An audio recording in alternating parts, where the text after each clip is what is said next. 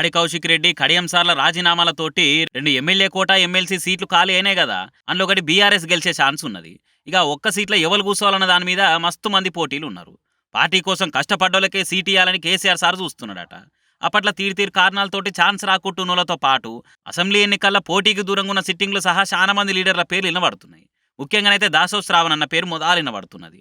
ఎందుకంటే governor quota MLC పదవికి nominate చేస్తే గవర్నర్ మేడం అప్పుడు చిరవనన్న అభ్యర్థిత్వాన్ని తిప్పి పంపింది. అప్పుడు బుగులవాడకు మళ్ళొచ్చేది మన సర్కారే కాబట్టి ఎమ్మెల్యే కోటా ఎమ్మెల్సీ ఇస్తానని దాసో శ్రావణ్ కు కేసీఆర్ సార్ మాటిచ్చిందని అంటున్నారు. ఆ ప్రకారంగా బీఆర్ఎస్ గెలిచే ఆ ఒక్క సీటు దాసో శ్రావణ్ అన్నకే ఇస్తుండొచ్చని అంటున్నారు. దాసో శ్రావణ్ అన్నకి ఇయ్యకుంటే మొన్న టికెట్లు రాని ముత్తిరెడ్డి, రాజయ్య, మదన్ రెడ్డి అసంటోలు కూడా పోటీలు ఉన్నారన్న ముచ్చట వినబడుతున్నది. వీళ్ళు కూడా గంపెడ ఆశలే పెట్టుకున్నారు. మొన్నటి ఎన్నికల మదన్ రెడ్డికి మొదలు ఎంపీ సీట్ ఇద్దామని బీఆర్ఎస్ అనుకున్నది. కానీ పరిస్థితి వేరే అయింది. కేసీఆర్ సార్ ఎంపీగా మెదక్ నుంచి పోటీ చేసి మదన్ రెడ్డికి మండలి ఎమ్మెల్సీ ఛాన్స్ ఇద్దామనే చర్చ కూడా నడుస్తున్నదట.